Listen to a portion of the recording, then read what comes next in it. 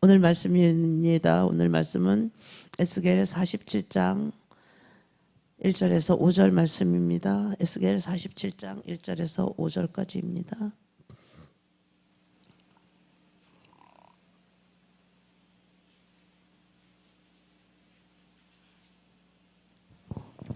그가 나를 데리고 전문에 이르시니 전의 전면이 동을 향하였는데 그 문지방 밑에서 물이 나와서 동으로 흐르다가 전 우편 제단 남편으로 흘러내리더라. 그가 또 나를 데리고 북문으로 나가서 바깥길로 말미암아 꺾여 동양한 바깥문에 이르시기로 본즉 물이 그 우편에서 스며 나오더라. 그 사람이 손에 줄을 잡고 동으로 나아가며 일천척을 청량한 후에 나로 그 물을 건너게 하시니 물이 발목에 오르더니 다시 일천척을 청량하고 나로 물을 건너게 하시니 물이 무릎에 오르고 다시 일천척을 청량하고 나로 물을 건너게 하시니 물이 허리에 오르고 다시 일천척을 청량하시니 물이 내가 건너지 못할 강이 된지라. 그 물이 창이라여 헤엄할 물이요 사람이 능히 건너지 못할 강이더라. 아멘. 오늘 제목은 마지막 때 성령을 체험하라. 마지막 때 성령을 체험하라라는 제목으로 말씀을 드리겠습니다. 오늘 본문 에스겔에 보면 천년왕국 시대에 넘쳐나오는 생수의 강을 예를 들어서 하나님이 우리에게 중요한 교훈을 가르쳐주고 있습니다. 생수의 강이 모든 짠 바다를 달게 하시고 또 죽은 황무지에 수목이 무성하게 하시고 그 생명이 가득 찬 처소로 만들어 놓은 사실을 말씀하고 있는 것입니다. 우리는 이 사실을 통해서 우리가 예수를 믿고 성령의 은혜를 체험하는 그 단계를 하나님께서 깨닫게 해주시고 있는 것입니다. 첫째로는 하나님께서 에스겔을 데리고 성전에 물이 넘쳐 나와서 큰 강을 이루고 있는 그런 것들을 보여주고 있습니다. 그 강에 일천척을 자를 취해서 아래로 내려온 후에 그것에서 강을 건너가 버리셨어요. 그 에스겔을 데리고 에스겔이 강을 건너기니까 강물이 발목에 채워졌어요. 그래서 우리가 이 말씀을 보면 발목 신앙, 무릎 신앙, 허리 신앙 이런 말씀을 많이 들었잖아요. 그래서 에스겔이 강을 건너니까 강물이 발목에 채워졌고 우리가 성령의 강을 건널 때 하나님의 성령께서 우리 발목의 체험을 예를 들어서 설명해 주고 있는 것입니다. 성령이 발목에 채이는 시험이란 무엇일까요? 우리가 우리 힘으로 예수를 믿었다고 생각하면 대단한 오해예요. 우리는 죄와 허물로 죽었기 때문에 하나님에 대한 우리가 존재를 전혀 몰랐었어요. 그런데 육신의 정욕, 안목의 정욕, 이생의 재랑을 알 뿐이지 하나님이라는 존재를 몰랐던 거예요. 육신의 일에만 육신의 일에만 우리가 포로로 잡혀 있기 때문에 영이 죽은 사람이 하늘의 일을 알 수가 없는 거예요. 알 도리가 없어요. 여러분이 죽은 사람 보고 와서 아무리 칭찬하고 아무리 욕을 해도 아무 소용이 없는 거예요. 그 사람들은 반응을 하지 않아요. 아무리 너 잘했어 해도 그 사람이 기뻐하지도 않고 너 막 욕을 해도 그 사람이 화를 내거나 이러지를 않아요. 죽은 사람은. 그래서 우리가 죽은 사람이 반응이 없는 것처럼 우리는 살아있기 때문에 막 반응하고 예수로 죽어야 된다. 우리는 죽어야 된다. 그렇게 아무리 말하지만 우리는 죽지 않았기 때문에 누가 나한테 조금만 싫은 소리 들으면 막 반응하고 꿈틀거리고 그러잖아요. 그래서 우리가 나가 다 죽고 그래야 되는데 그러지 못할 때가 많이 있잖아요. 이처럼 영적으로 죄와 허물로 죽은 인생들이 하늘나라에 대해서 전혀 우리가 반응이 없었던 거예요. 하늘나라의 일이 무엇인지 알 수가 없었어요. 오직 하늘나라에 대해서는 우리가 깨달을 수 있는 것은 성령께서 오셔서 우리의 영을 살려주시는 길밖에 없었다라는 것이죠. 그런데 하나님의 성령께서 발목에 채이는 체험이라는 것은 바로 하나님께서 여러분과 저를 성령의 능력으로 발을 잡는 것을 말하는 것이에요. 우리의 힘으로는 하나님을 찾는 법도 없고 또 우리의 힘으로 회개가 나오는 법도 없어요. 하나님의 성령이 오셔서 여러분과 저의 발목을 잡은 거예요. 발목이 잡히면 별 도리가 없어요. 반항을 하면서도 끌려가는 거예요. 하나님께서는 성령을 통해서 제일 먼저 여러분과 저의 발목을 잡은 거예요.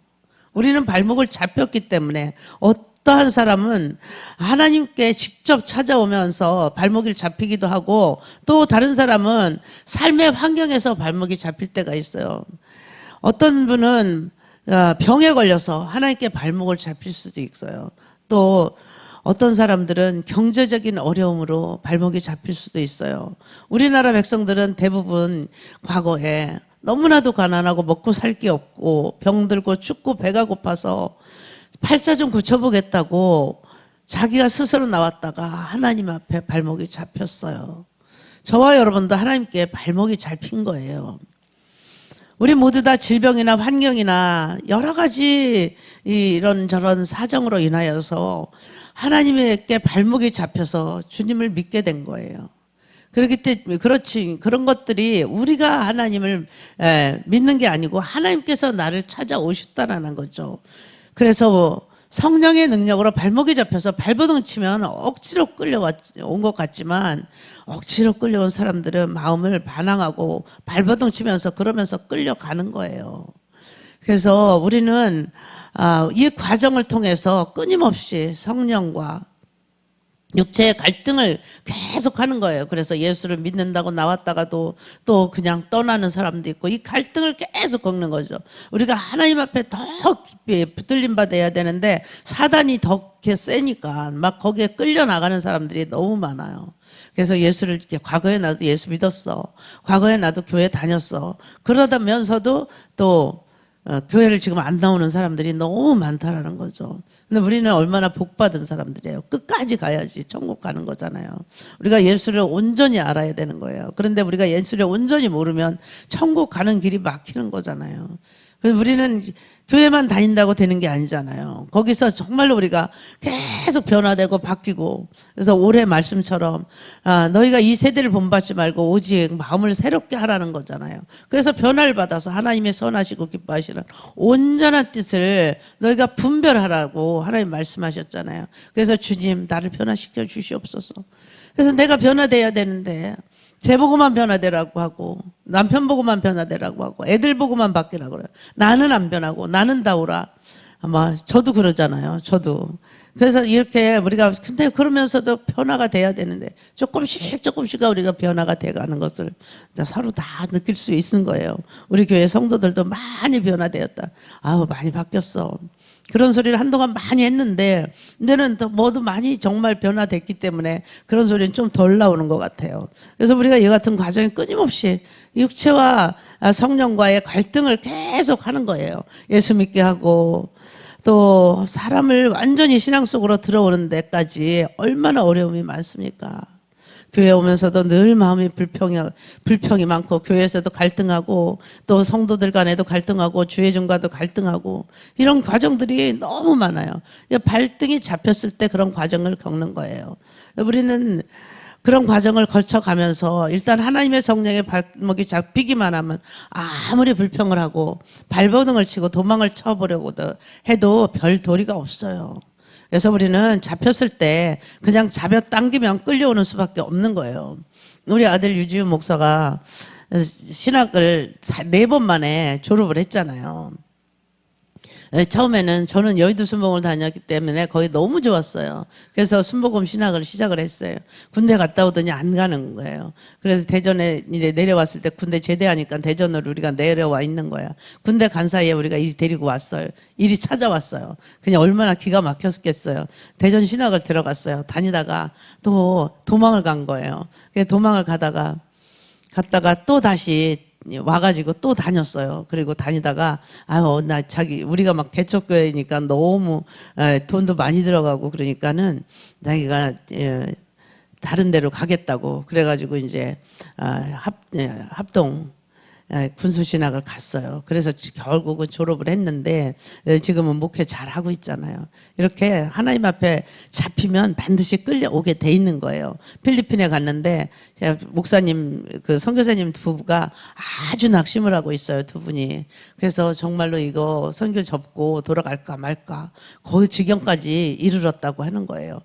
그 신학생들이 우리 교회에서 신학생들 학비를 거의 다 대주잖아요. 그랬는데 그 아이들이 졸업을 아주 모든 아이들의 롤 모델인 그 신학생이 한 학기만 남겨놓고 하면 되는데 도망을 갔다는 거예요. 도망을 가가지고 그 콜센터에 취직을 해서 필리핀은 콜센터가 엄청 발달을 해가지고 거기 콜센터에 다니는 애들이 엄청 많은데 거기서 막 1, 2위를 다툰다 그래요.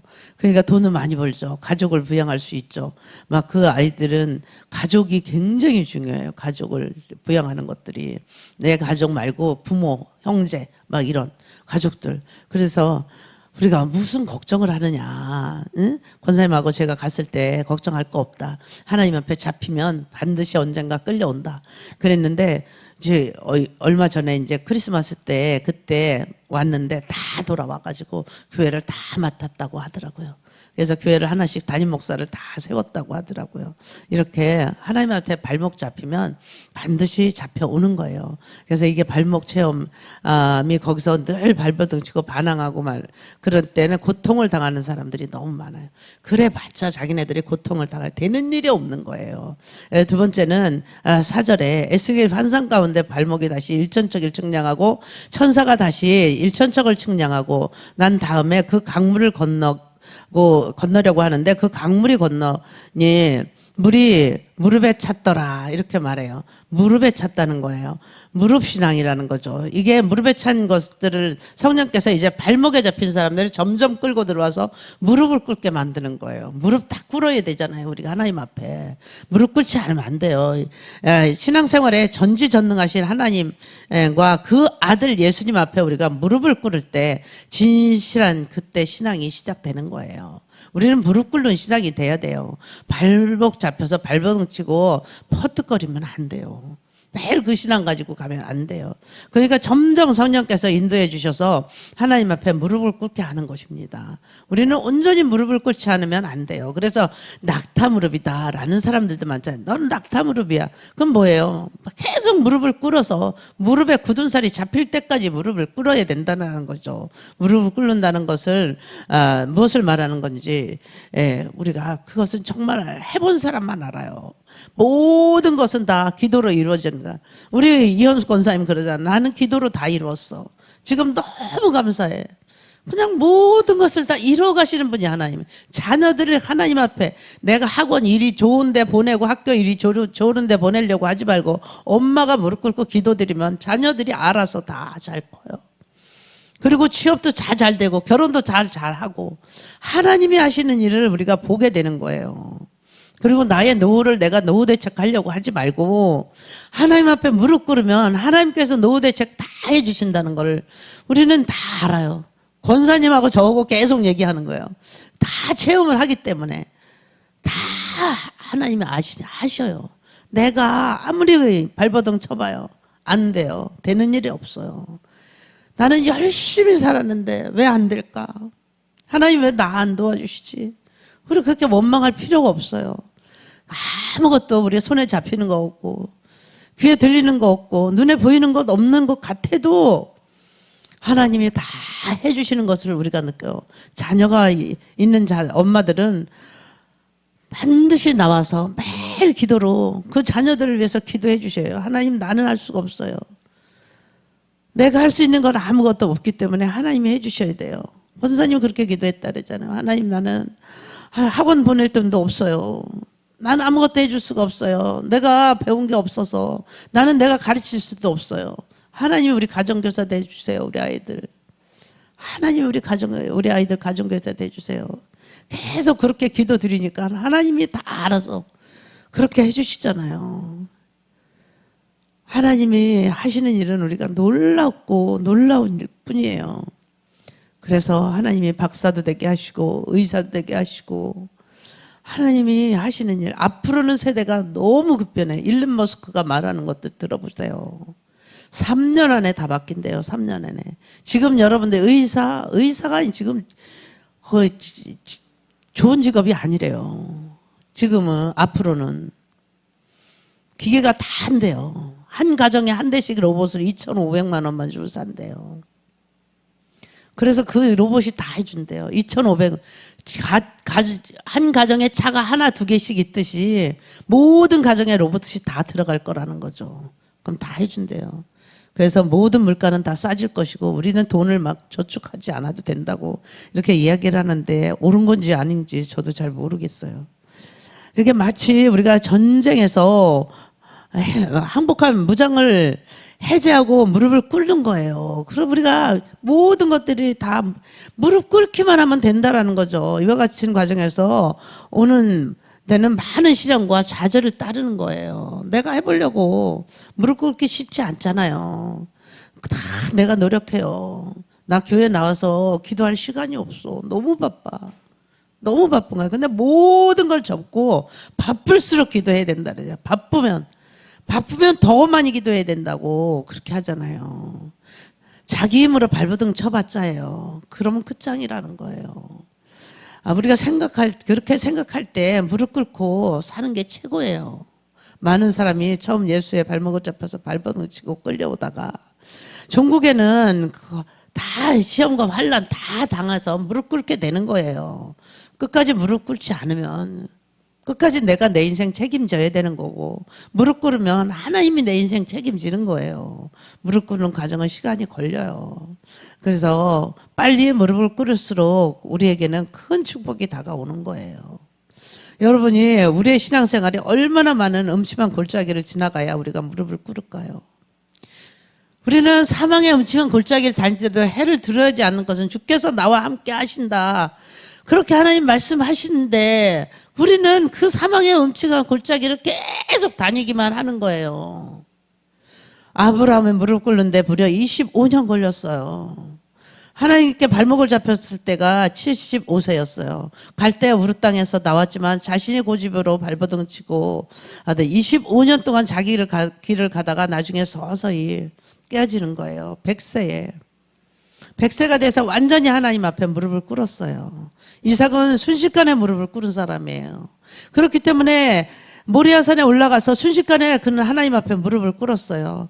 그 결과 이삭의 세계는 아무런 시험과 환란이 없었잖아요. 그는 잘 살 수 있었던 거예요. 그러나 야곱은 얼마나 발버둥을 쳤습니까? 삶의 모양이에요. 하나님의 반항하는 자는 야곱과 같이 그 발목을 잡혔기는 하지만 그 자기 뜻대로 살려고 발버둥을 치는 거예요. 결국 22년 동안 수많은 상처를 입고 고생을 하고 그냥 거기서 이용을 당하고 10번이나 넘는 그 외삼촌 라반에게 속임을 당하고 10번이라 그랬으면 그거는 수도 없이라는 그런 표현이라고 해요. 거기서 그렇게 천사와 씨름하다가 환도뼈가 부러지고 절름발이가 되어가지고 그때야 비록 하나님 앞에 무릎을 꿇고 마는 거예요. 그리고도 또 그냥 막내 베냐민을 내놓지 않으려고 그냥 그걸 끝까지 붙잡으려고 하다가 결국은 베냐민까지 놓았을 때 그때서야 온전히 무릎을 꿇은 것이에요. 고생을 하고 감옥살이를 하고 그런 요셉, 그는 청결한 소년이었잖아요. 그런데도 무릎 꿇는데 13년이 걸린 거예요. 종으로 팔려갔고 또 고생을 하고 감옥살이를 하고 고통 가운데서 13년의 긴 세월 기간 동안에 하나님 앞에서 발목을 잡혀서 무릎을 꿇고 마는 것입니다. 모세도 마음으로는 하나님을 사랑했지만 실제로는 자기 뜻대로 살려고 했습니다. 그래서 하나님은 모세를 무릎 꿇게 해서 하나님을 사용하려고 할 때 모세가 무릎 꿇는데 40년이라는 기간이 걸렸습니다. 40년을 그는 미디안 광야에서 목동 생활을 하면서 눈물 얼마나 많이 흘렸겠습니까? 그 왕궁 생활이 얼마나 그리웠겠습니까? 그는 고생을 하는 가운데 하나님 앞에 완전히 발목을 잡혀서 결국 무릎을 꿇고 말았습니다. 우리의 삶 속에서 여러 가지 시험과 환란이 다가오는 것을 이상한 것이라고 생각하지 마십시오. 그 시험과 환란이 여러분과 저에게 하나님 앞에 항복해서 무릎을 꿇게 만들어 놓는 것입니다. 하나님 앞에 무릎을 꿇어서 주여 이제 내 지혜도 내 지식도 내 총명도 내 인생도 주님께 내어놓습니다. 주님 맡아주시옵소서. 이런 신앙이 되어야 비로소 하나님의 능력이 체험을 할 수가 있는 것입니다. 내가 할 수 있는 것 아무것도 없습니다. 자꾸 내 마음대로 발버둥 치려고 도망가지 마시고 하나님과 대결하려고 하지 마세요. 하나님께 버티지 마십시오. 발목 잡힌 상태에서 진실로 깊은 신앙에 들어갈 수는 없습니다. 우리가 무릎을 꿇어야 되는 것이에요. 성령이 차올라서 이제는 하나님 앞에 무릎을 꿇고 항복해서 살든지 죽든지 흥하든지 망하든지 성하든지 쇠하든지 주님께 맡긴다는 것입니다. 맡겨야 하는 거예요. 성령님께서 이제 그분에게 그냥 모든 걸 맡기고 이끌려 가야 되는 것입니다. 그리고 이제 우리가 세 번째 체험을 하는데 천사가 에스겔에게 1,000척을 재고 난 다음에 물을 건너보려고 하는데 그 강물을 건너고 나니까 물이 허리에 찼어요. 5절에 보니까 다시 1,000척을 청량하시니 물이 내가 건너지 못할 강이 된지라. 그 물이 창이라여 헤엄할 물이요 사람이 능히 건너지 못할 강이더라. 허리는 무엇이에요?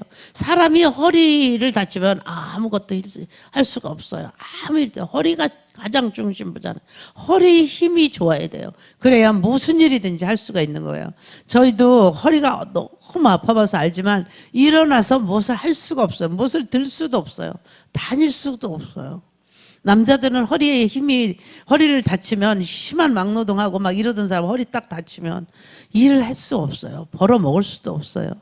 그래서 우리는 이 허리가 굉장히 중요한 거예요. 허리가 힘이 좋으면 그 사람은 굉장히 힘이 좋은 사람이에요.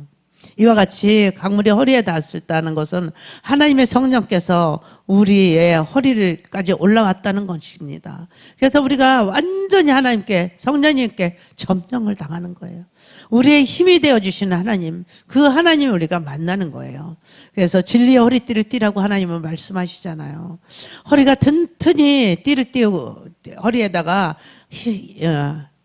허리띠를 든든히 채워야 되는 거예요. 그래 허리띠를 띠면 강해지잖아요. 그래서 우리가 뭐 선수들을 보잖아요. 이 복싱 선수나 이런 사람 허리 다치고 허리에다가 아주 단단히 허리띠를 띠잖아요. 우리는 진리의 허리띠를 띠어야 하는 것입니다. 우리는 십자가로 진리의 허리띠를 띠어야 되는 거예요. 그 십자가의 사랑, 그 사랑을 우리가 알 수 있는 것입니다. 하나님의 성령께서 십자가의 진리를 우리에게 깊이 계시해 주심으로 말미암아 십자가의 진리로 허리띠를 띠고 성령께서 허리를 꽉 잡아주시는 것이에요. 십자가의 진리. 그 진리는 십자가에서 못 박히시고 몸 찢기고 피 흘리신 죽으신 그 예수님을 우리가 붙잡고 가야 되는 거예요. 그래서 우리가 성령에 늘 이끌리는 삶, 진리로 허리띠를 띠는 그런 삶을 우리가 구속과 대속으로 우리를 대신해서 죽으신 그 하나님을 믿고 가는 거예요. 눈에는 아무 증거 안 보여요. 귀에는 아무 소리 안 들려요. 손에는 잡히는 게 없어요. 그렇지만 그 진리를 알면 진리의 허리띠를 띠고 그 진리로 힘을 쌓고 진리로 능력을 의지하여서 땅에서 승리하는 삶을 살 수 있는 것입니다. 우리가 하나님 앞에 모든 것을 맡기고 나갈 수밖에 없는 거예요. 여러분들이 주님께 다 맡기세요. 다 맡기고 가세요. 그리고 우리가 어제도 읽는 기도 받아가지고 왔잖아요. 여러분들의 회개형을 달라고 많이 기도 드리십시오. 그리고 회개를 많이 드려요. 과거에 우리가 하나님 믿지 않고 하나님 앞에 잡혔는데도 불구하고 내가 내 힘으로 살려고 발버둥 치고 살았던 그런 것들 다 주님께 맡기고 그리고 이제 온전히 무릎 꿇는 신앙 되시고 허리까지 딱 성령께서 우리가 채워주셔서 우리는 온전히 하나님 앞에 그냥 하나님이 이렇게 하라 그러면 네 알겠습니다. 하나님 그렇게 하겠습니다. 우리가 이렇게 십자가 진리로 우리가 바른 신앙이 되어서 용서받는 그런 삶을 살아가야 되는 거예요. 여러분과 저를 위해서 십자가 앞에서 온전히 무릎을 꿇고 기도를 전부에 의지 없어서 손들고 옵니다. 우리가 기도 드리는 그런 삶을 사시기를 축복합니다. 기도 드리시겠습니다. 하나님 아버지 감사합니다. 예수 그리스도의 그 찢기고 깨어진 몸을 통해서 과거와 현재와 미래의 죄가 용서함 받는다는 것은 놀라운 진리입니다. 인간이 수단이나 방법이나 노력으로는 죄사함을 받을 수가 없습니다. 우리는 죄악 가운데 태어났고 죄를 물먹듯 마시면서 살아왔습니다. 어떠한 자기의 능력과 힘으로 하나님 앞에 의롭게 살 수 있는 사람은 없습니다. 그러나 십자가를 통해서 예수님께서 우리의 죄를 다 청산해 주셨습니다. 그러므로 예수 그리스도의 용서로 진리의 허리띠를 묶어야 하는 것입니다. 그 은혜로 우리의 죄악을 용서받고 그리고 죄를 늘 이기면서 살아갈 수 있는 것을 우리가 알게 하여 주시니 감사를 드립니다. 또한 십자가의 진리가 성령의 충만인 것을 우리가 알게 해주시니 감사를 드립니다. 하나님이 성령께서 십자가를 통해서 우리에게 임하시는 것을 우리가 알게 해주시니 감사를 드립니다. 십자가를 통하지 않고는 하나님께로 절대로 우리가 갈 수 없는 것을 알았습니다. 십자가를 통하여 원수된 우리가 하나님과 화목해진 것을 알았습니다. 십자가의 보혈을 통하여서 성령께서 오셔서 저와 우리 모든 성도들에게 은혜를 주시고 능력을 주신 것을 알았습니다. 십자가를 통해서 우리는 치료를 받을 수가 있는 것입니다. 요즘 사람들이 병들었을 때 말로 다 할 수 없는 고통을 겪고 있습니다. 오늘날 말세가 가까워질수록 마귀가 나와서 사람들을 무섭게 병들게 하고 무섭게 점령하게 해 나가고 있습니다. 하나님 도와주시고 이 땅을 고쳐 주시옵소서. 이 나라를 고쳐 주시옵시고 우리의 병든 몸과 병든 마음을 고쳐 주시옵소서. 하나님의 능력이 아니고는 우리가 도저히 이 병에서 나올 수가 없습니다. 그리스도께서 우리 모두를 대신해서 저주를 받았습니다. 그러니 우리가 저주 속에서 살아갈 필요가 없는 것입니다. 우리 모두 진리로 단단히 허리띠를 띠게 하여 주시옵시고 허리까지 물이 찼는 것을 성령께서 도와주신다는 것을 우리가 알게 하여 주시옵소서. 우리가 용사의 영을 받게 하여 주시고 성령의 충만을 받게 해 주시고 치료의 하나님을 만나게 해주시고 여호와 니시 하나님을 만나게 하여 주시옵소서. 그래서 부활과 영생의 힘이 되어주시는 그 하나님의 능력으로 살아가게 하여 주시옵소서. 아버지 하나님 감사합니다. 영광을 받으시옵소서. 오늘도 살아계신 하나님 의 능력으로 감사드리며 예수님의 이름으로 기도드렸사옵나이다. 아멘.